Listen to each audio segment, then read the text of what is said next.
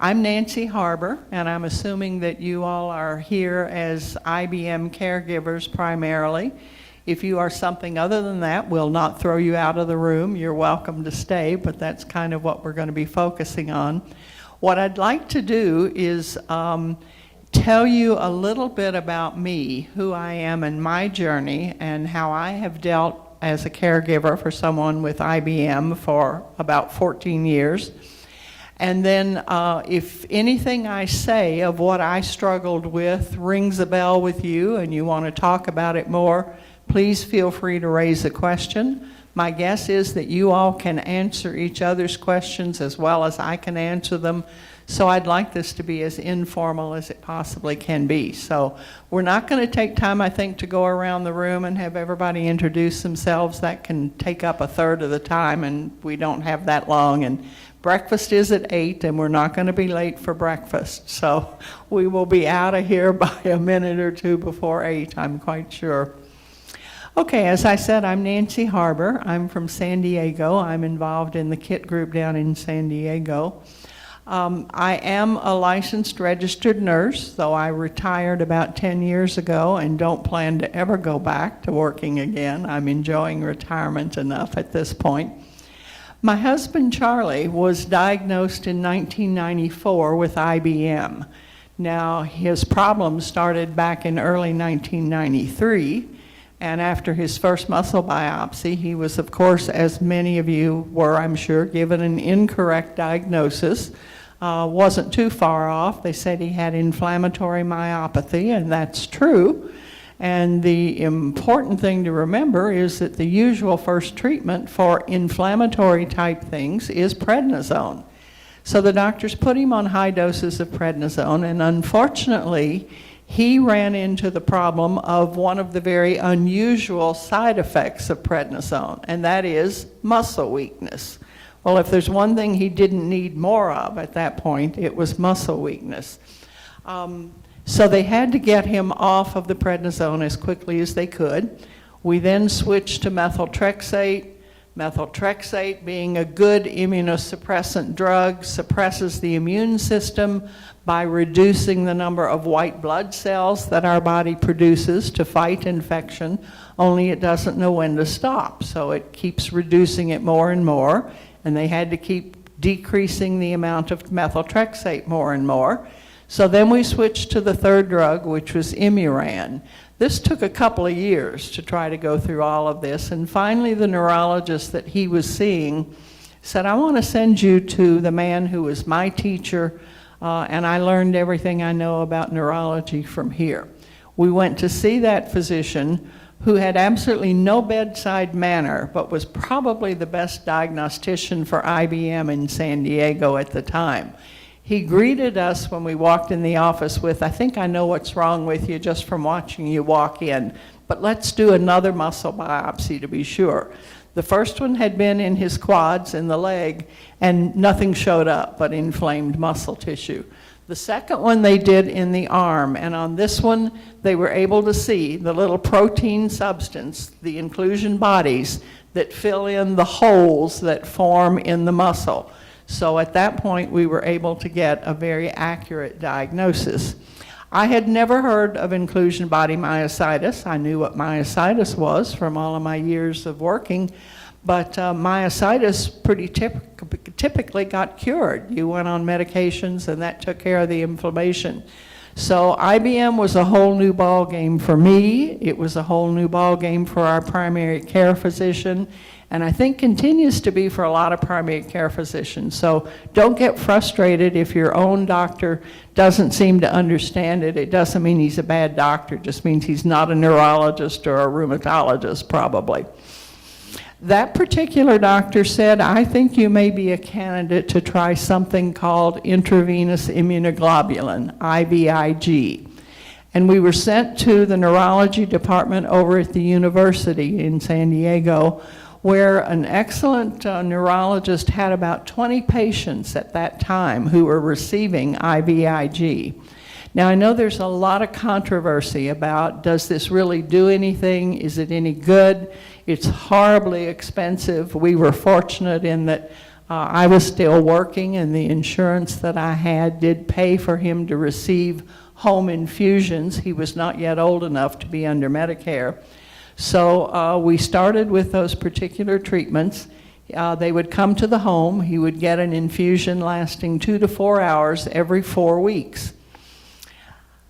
After about 3 of those infusions, which meant about 3 months, we suddenly noticed that where at the beginning Charlie felt sick, he felt like he was a patient. He had no energy, he had no appetite.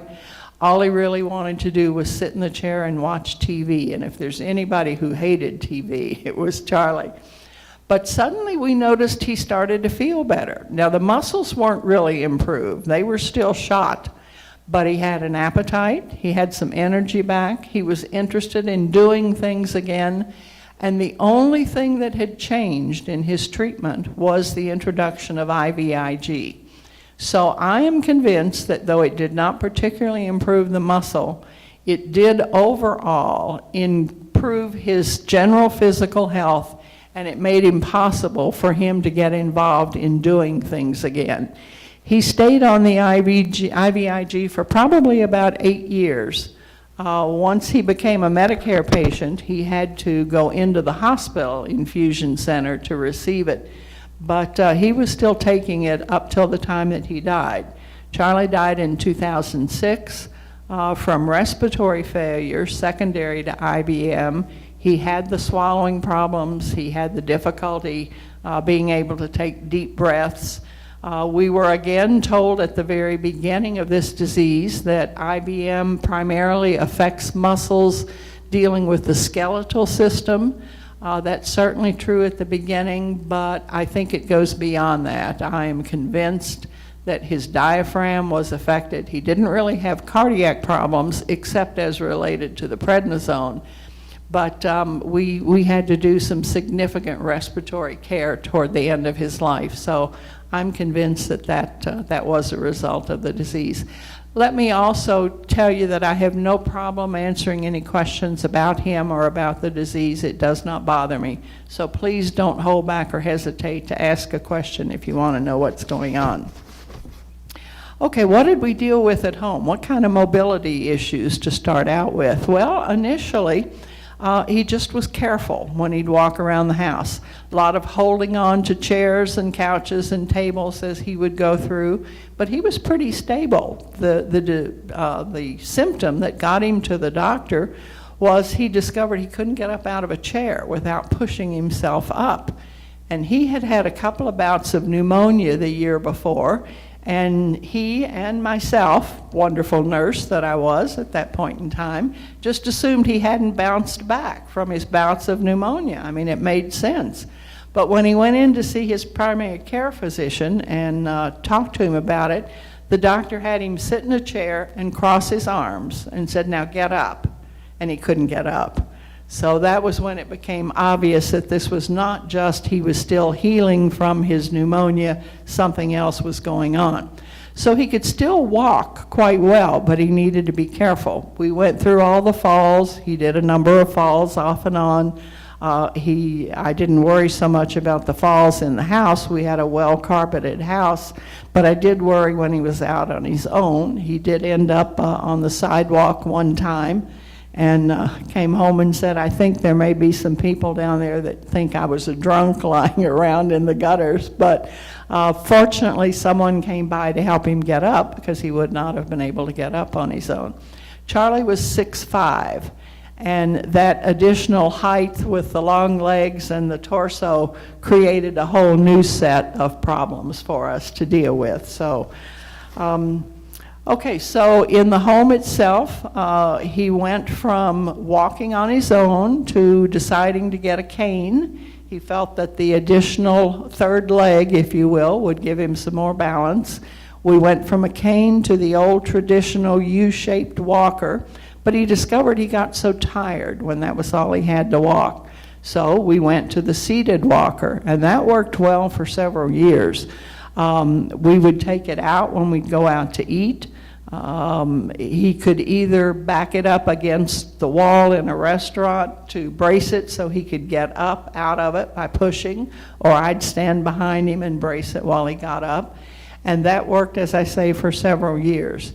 He finally reached the point where it was obvious that he needed more than that, and so we had him measured for an electric wheelchair. A manual chair, of course, would not have worked because he could not roll the wheels with his hands. He had a lot of weakness in the hands, too. What kind of changes did we make in the home itself? Well, the things that you always do to start out with: get rid of scatter rugs, get rid of all the pretty bath mats in the bathroom that I'd worked so hard over the years to get and loved to see out, but they didn't work well with walkers or with wheelchairs. One of the things that was most helpful for us, particularly after he got the wheelchair, was something called swing-away hinge for doors. And I don't know whether you're familiar with them or not. I certainly was not. You can buy them at any home improvement store, Home Depot, Lowe's, any of those. They come as a pair in a box, and what they let you do is your inside doors, you take those off of the hinges that are on them, that cause the door when you open it to still fill in part of the entranceway. And you put this on, and it lets the door swing completely away and gives you about an extra 2 inches of space in the width of that door opening. That made the difference for him once he had the wheelchair in being able to get into the bedroom and to the room he used as an office without any further modifications. And you look at it, and most people don't even notice that's a different kind of a hinge on the door. So it's a very simple kind of improvement to make that allows you to avoid any sort of construction. We did ultimately have to do some construction in the bathroom itself. We widened the door, and we also put in a ceiling lift. Excuse me, a little early yet. Charlie loved to take a tub bath. We had a large whirlpool tub that he had not been able to get into for years.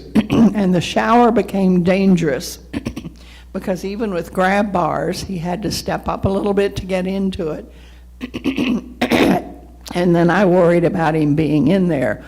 It wasn't quite large enough for a shower chair. So what we decided to do was have installed a ceiling lift in our bathroom that started over the tub, came out into the center of the bathroom, and then went over the commode.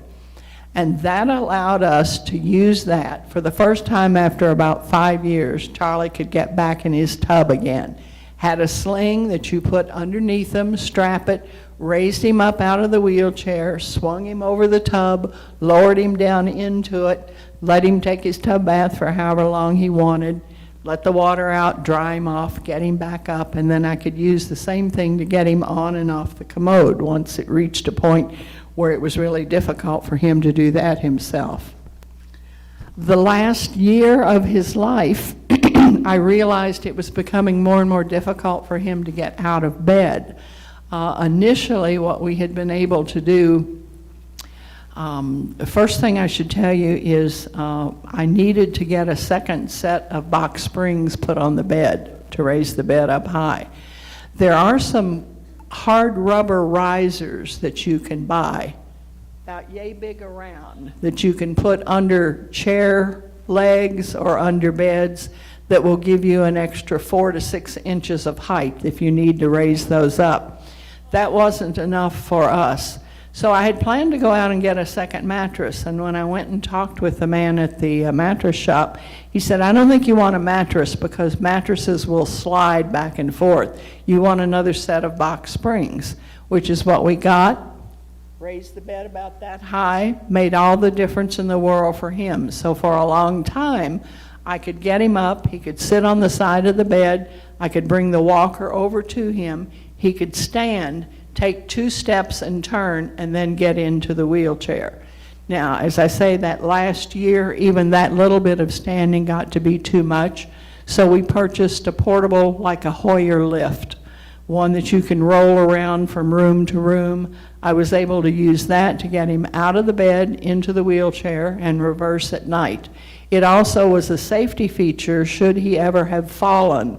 I could have used it to lift him up off of the floor and swing him over into the wheelchair. So you can often, at least in San Diego, find used ones available, and it really made a very nice addition and was a lot safer from that standpoint. With respect to cars and vans, we made modifications there. Once it was obvious that Charlie went into the portable chair, initially he only used it when he went out, and in fact we kept it outside the house. So we purchased just a standard van at that point and had a lift installed in the back seat. Now the kind of lift that they put in had what I call a C-arm and had a remote control to it. Charlie could do this himself. He could get out of the driver's seat, stand by the car, brace himself, push the remote control, which would swing the arm out of the back seat. It had this C-arm bar that would go underneath the power chair and could then raise it up. The chair is then swinging around loose in the air, no weight to it. He could turn the chair in the right position, push it back, put it back inside the van, and lower it down onto the floor.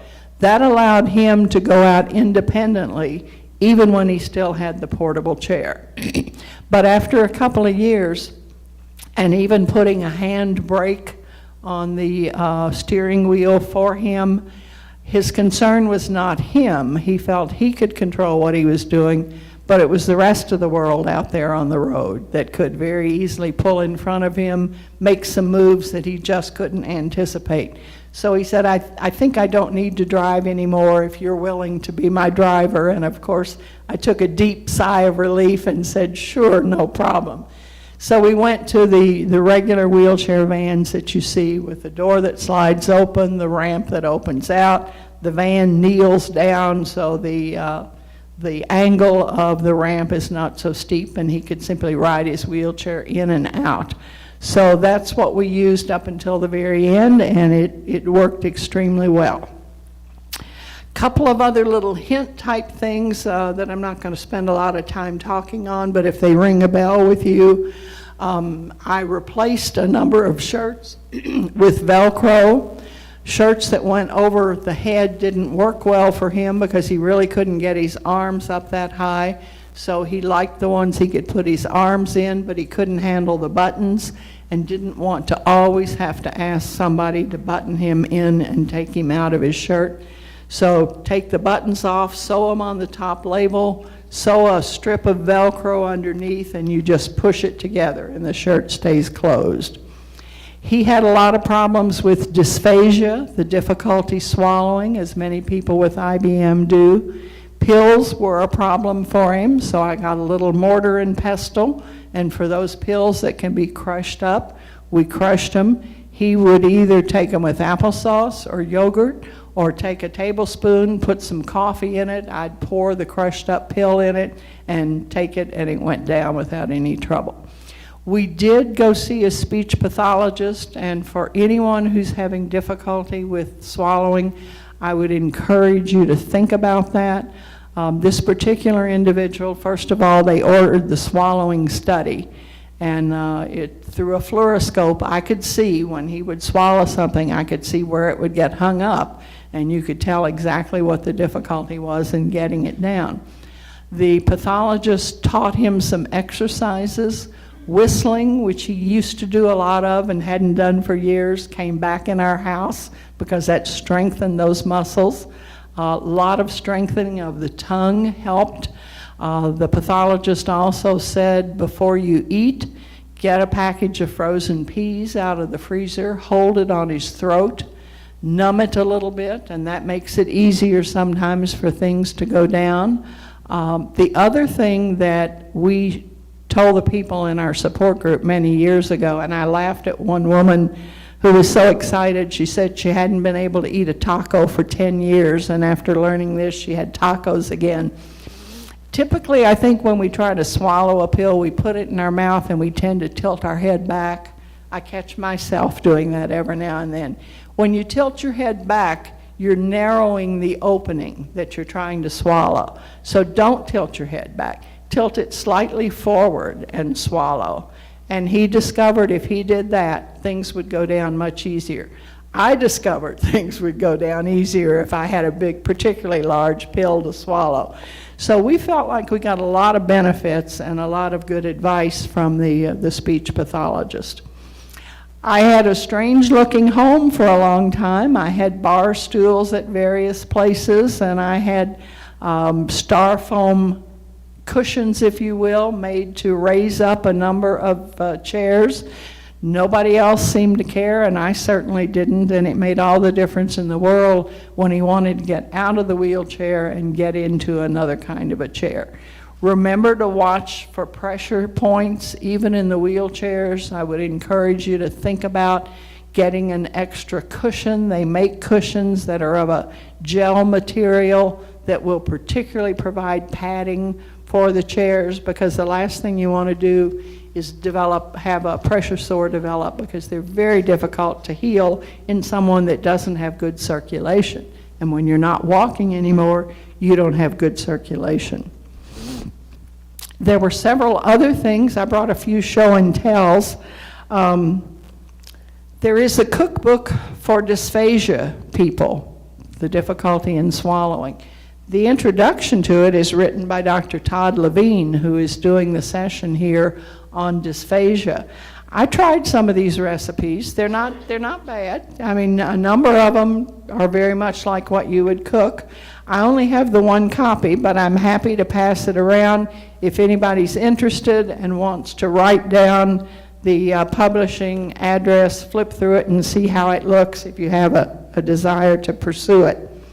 The other book that I would really encourage you is a book written by a man who is in our support group in San Diego. The book is entitled Rolling Back Through a Life Disabled. Mike Shirk is his name. Mike was diagnosed with IBM in '96. He and Charlie were good buddies. They were two of the longest term IBMers in our support group. Mike had terrible times. His wife ended up with a form of muscular dystrophy herself. The two of them had to live in assisted living facilities, both in power chairs, caring for each other. I don't know how he kept his sanity, but he did enough to write this book, and in fact is still thinking about writing another book. It can be a little overwhelming, particularly if you're newly diagnosed. How many of you, I should have asked this at first, how many of you are dealing with diagnoses that are maybe within the last year or year and a half? Okay, so some very early ones. Pardon me? It is a very hard book to read. Yes. And I would encourage you to keep doing that. You have to remember that, how many have had this disease over 5 years? Okay, so we're all over the ballpark as far as new ones. Keep in mind that Mike wrote this after, 15, 16 years of living with this disease.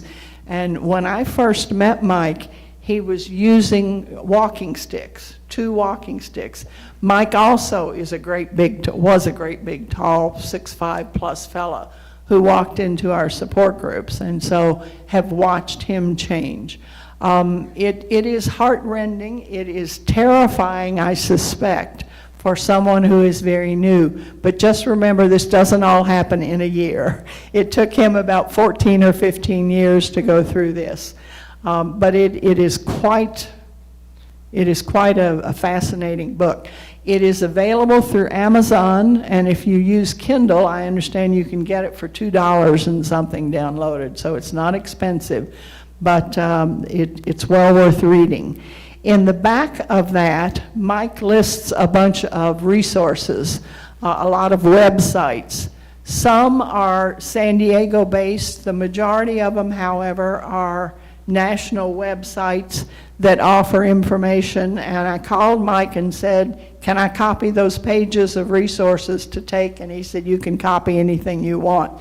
So I did make some copies for you all. If you would like to take it, and when you have some time at home, you can explore some of the websites and see if they are of interest to you. While I'm passing stuff out, I take a free journal called Neurology. I signed up for it because I had a friend with Parkinson's and was interested in some of the things going on with that. But I also had this hope that one day they'd get around to publishing some articles dealing with muscle diseases, not just nerve diseases. Well, I'm still kind of waiting for that, but they do ever so often have articles. For instance, this one is geared for caregivers, talking about the need for someone who is a caregiver to keep an eye on what's going on, particularly when you have 3 or 4 or 5 people involved in the care of the person with myositis. Doctors don't always talk to each other, I'm sure you have realized by now.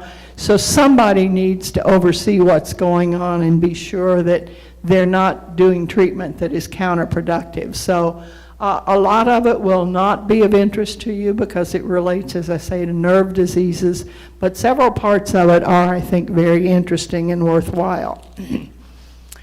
You all are familiar with the eating utensils that are made particularly for people with weakness in the hands. I brought just the spoons. Obviously, you can get anything you want. We use these. Charlie, again, the finger dexterity was very poor with him, and he had a lot of difficulty trying to hold on to regular-sized implements. This, however, because it is so big, would solve the problem for him, and he could use these. They also make, and I'm sure you've seen them, the ballpoint pens with the big fat handles, Dr. Grip and some of those others. I do need this back, but I'll pass it around. You can get them at any sort of medical store where you go to buy elevated toilet seats, urinals, dressings, whatever, and a lot of catalogs, but you can find them there.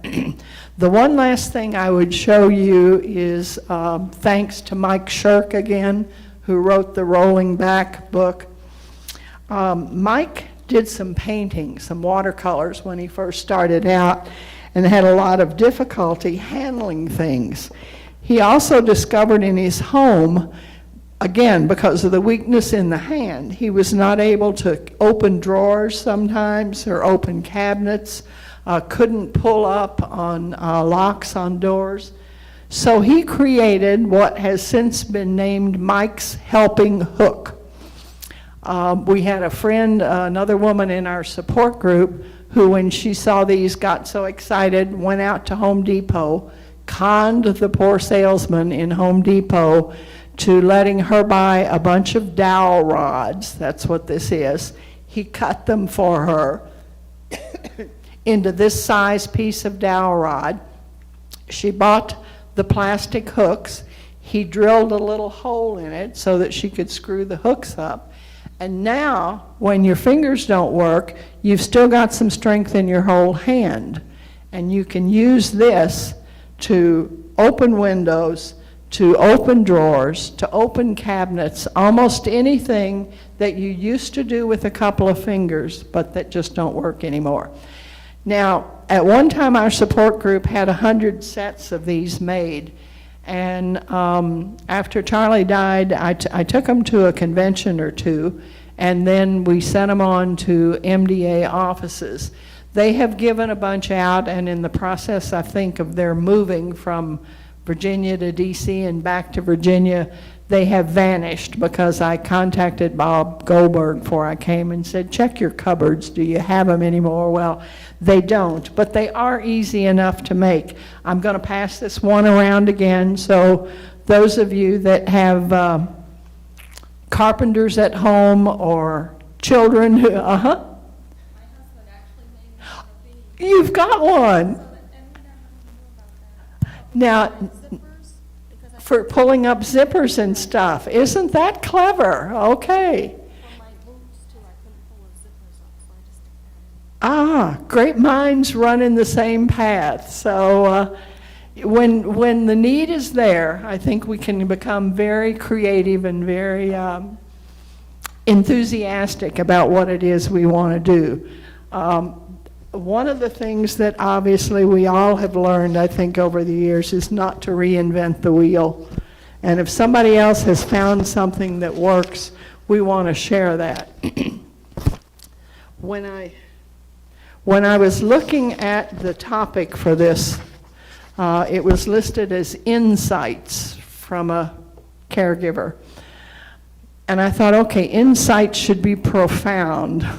Well, I don't have anything profound to say, but I do have a couple of things that I have learned over the years of living with Charlie that I think it's worth passing on. One of them is that you can live with this disease. IBM is not life-threatening. It is certainly life-changing, though, and it is life-changing for the person who has it and for everyone around him or her. So it may not be fun. You may not have the opportunity to do some things that you had hoped to do. We certainly didn't. We had a cabin up in the mountains that we used to love and would go to whenever one of us could get off work. That cabin just got to be too dangerous. The squirrels undermined the dirt. I got the wheelchair stuck in a hole up there one time and said, this has got to go. This isn't going to work. But you can live with it if you're willing to make some modifications. The other thing that is really important to remember is that IBM affects people differently. What problems you may have because of having IBM, she may never have. And it doesn't mean that one of you doesn't have the disease. It doesn't mean there's something going on. It just means this is a very individualistic disease. So I say it to caution you when you're talking with someone who has the same disease and they say, well, I never had that happen. That's perfectly normal and understandable. So don't expect that everybody's going to be the same. The other good thing that I would share with you that you've heard before, and that is that the progression is slow. And I think that gives us a chance to adapt and to come to grips with things. You're going to need a sense of humor to get through this. I can remember some of the times when Charlie and I were still traveling and when we would stop at motels, I had learned to pile the two mattresses on top of each other so that he could get there. I used to just do it without saying anything. Well, I got older and it got a little more difficult, and so I would have to go for help. Donna, did you have a question? Gonna say what? I'm sorry.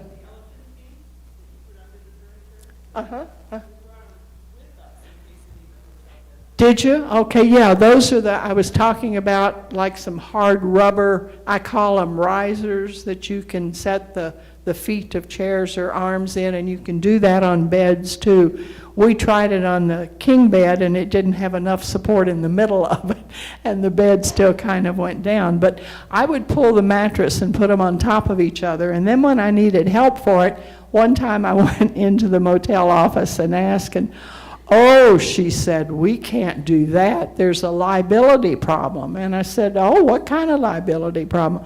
Well, I don't know, but I'm sure there is. So no, we can't help you move it. So once I found a man going into the room next to us, and I conned him into coming and helping me.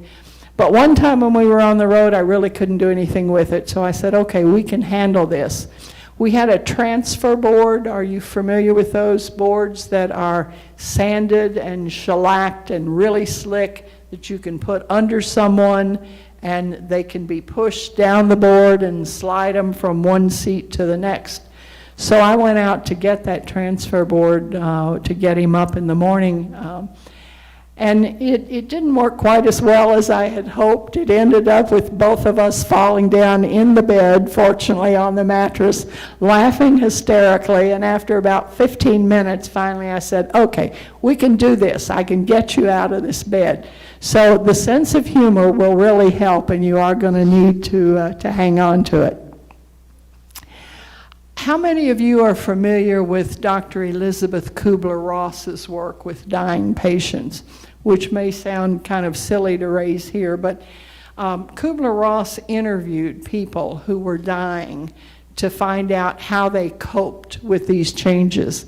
And she discovered that there were 5 very distinct stages that people facing death go through. I would suggest that those same stages apply very much to anyone with a life-changing disease, illness, or situation. And I think we all go through that, particularly people with IBM, because it doesn't seem to respond well to anything. The first stage is denial. No, I don't have this. Must be a mistake. I'll get over it. Everything will be all right. Let's do another test. Once you can't get anywhere with that, you get angry. Anger is the second stage. Why me? What did I ever do to deserve this? And once you realize the response to that is, why not you? You know, it's there. The disease is going to happen. You're as susceptible to it as anybody else. Then you go to bargaining. If you'll just let this go away, if you'll just let some other thing be wrong with me, I'll live a good life, I'll do all the things I should have, whatever it is, trying to bargain with whoever it is you would bargain with. And when that still doesn't work, the normal 4th stage, of course, is depression. And I think that's where Charlie was before he started the IVIG. He could see no future. He could see nothing getting better. He understood that was the disease he had, which we don't know what causes it, so we may never learn how to cure it. And he got very depressed. But once you work through that, and you have to find your own way to work through it, the last stage is acceptance. And as I listen to people talk at this conference, more and more I am amazed at how many people seem to very quickly move on to acceptance. This is a lousy thing to have happened. It is no fun. It has really messed things up for me, but I guess I can find a way to live with it. The other insight that I would share with you, I have heard at almost every session I have gone to so far to this conference, and that is the fact that don't purchase things and plan for things based on what you need today. Even though the disease is slow in progressing, it will progress. And you're going to waste a lot of money unnecessarily if you make very small changes, if you purchase just very minimal adaptive things. Think ahead to what you probably are going to need in a couple of years and make those kinds of changes.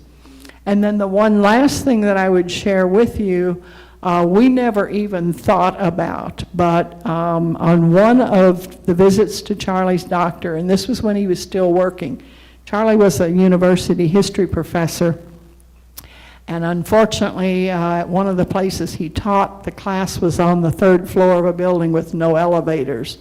So that very quickly helped him realize that retirement on disability was a very real thing facing him. And the doctor said, get the forms and I'll sign them for you to apply for disability. And we said, disability? Well, yeah, you know that thing that has come out of your paycheck all of your life, be it federal disability, be it state disability, you are eligible for it. He went over to Social Security offices, filled it out. He was one of the lucky ones. We've heard horror stories of people that have had to do this several times. But on his first go-around, he not only got the federal approved, but the people at the Social Security office said, let me give you the state forms because you're entitled to state disability. Federal continues to pay until you go on Medicare, and then that takes over. State runs out at a certain point. But if you are under 65, are not Medicare, you should still be entitled to those disabilities. So talk to your physician who will have to sign the forms and apply for it. You are entitled to it, you have worked for it, and all of the hours that you all lie awake at night worrying about financially, how are we going to get by, this will be a help. So, yes? Does that include Insurance? insurance? No, insurance is separate. Now, you know, insurance, depending on what insurance it is. We were fortunate, I had insurance for both of us through Blue Cross at the places that I worked. And they covered a lot, they covered the IVIG treatments. Granted, they had a contract with the agencies that that did the infusions, and when I would see the bills of what it would normally have cost, $8,000 for one treatment, and would see that the insurance had agreed to pay $2,000 and the infusion center would accept $2,000, I was so glad to pay my monthly premiums to my insurance. Donna? Excuse me, I will hand the mic to the people that are here, but please use it because of these big ceilings and everything. It's really hard sometimes for everybody in the room to hear. My husband was one of the fortunate ones to get the federal Medicare and first application as well. But the Medicare kicks in if you want it. You have to sign up for it, but after a year, you have to wait 1 year, and then you do get the Medicare. I'm only 58. Yeah, he's not old enough either. Oh, I'll give it to her up close. Just so you know, if you do get approved for Social Security, it's 24 months from the time you're approved before you're eligible for Medicare. Now, some states it's Medicaid, you're eligible if your income is low enough, or if you're lucky, you can get out with a spouse like mine. He did get approved right away, but we've got the 24 months to wait. So he's Yes, at- I think that might There's be a session, aren't you doing it, that's going to talk a little bit about some resources? But I think also, I need to double check this because I can't remember. But if they retro you, in other words, it's 24 months from the time they retro you. right. So, It's still like, 24 months. okay, today, they say, oh yes, you know, you should have been on Medicare, and as of January, then it would have been the 2 years from January, and you get that back money. Jan's husband, Don, had IBM. John died a couple of years ago, I think, and Jan has been chairman of the board of directors of TMA over the years and been very active. So she's doing some sessions dealing with caregivers too. We're kind of doing team something or other. I'm not sure what. I'm not sure that this one is always working, but anyway, I want to correct Nancy just a little bit. My husband's name is Dan. And the reason Oh, I Dan, say not that, Don, okay. the reason I say that is because we use, some of you who may or may not, depending on what you look at on TMA. Don No, Schuler. we have a horse that we have a very benevolent, we're very lucky. There is a gentleman who is a horse breeder, was the former governor of Kentucky, who has named a horse after my husband. He became aware of the disease and friends with my husband. So he's named this promising horse, Myositis Stan. And he's won some races. Yeah. Won, and Governor Jones is donating some of the winnings. I won't go into the proportion, but he is very generously donating part of the winnings that this horse makes to TMA. So, you know, if you see the Myositis Dam running sometimes, please root for it. I didn't mean to spend so long talking about my stuff, but at least we did get some of your questions.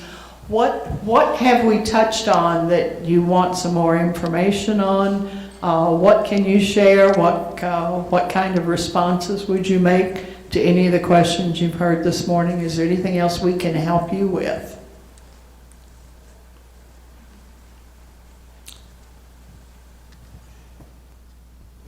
I'm never sure how to do this because it's kind of on a personal nature, but how do you maintain a spousal relationship? Not the physical part of it, no, that's fine, but not just to be the caregiver nurse, but to be still romantically,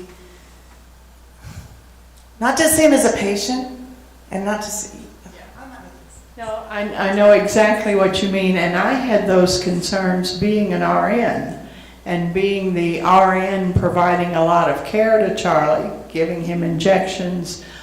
He had a terrible problem with edema of the feet. I would put pressure dressings on every morning, take them off every night.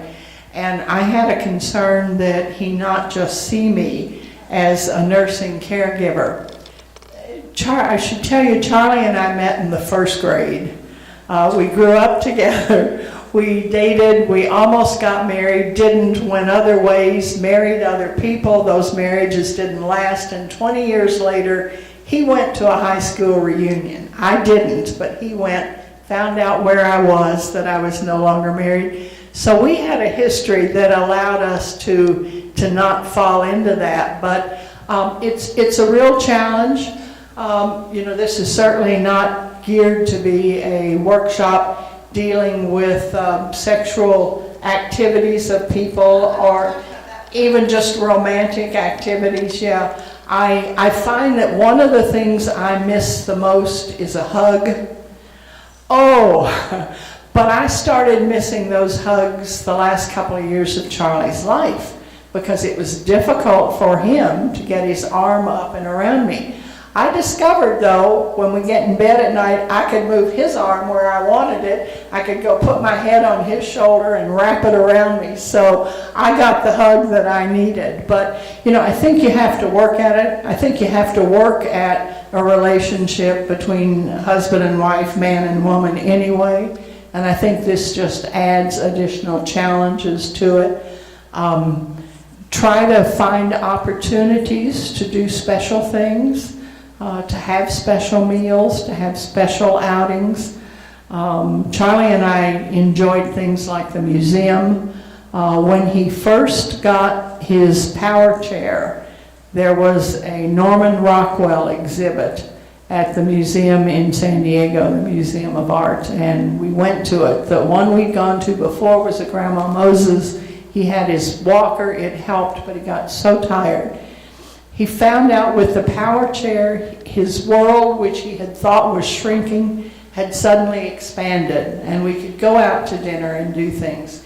He had a wonderful time at the museum. I was exhausted after 2 hours of walking around that place because I didn't have a wheelchair to ride in.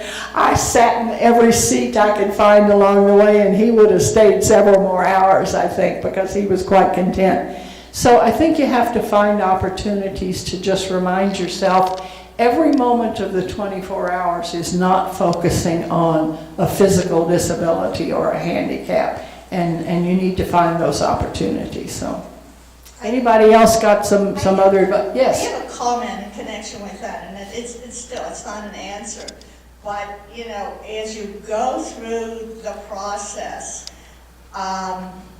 the relationship between the two of you in terms of who is the aggressor, I hate to use that term, but who is the leader? Initiator. Initiator, thank you. I don't mean I never want to use the term aggressor for anything, but who initiates is sometimes changes a little bit.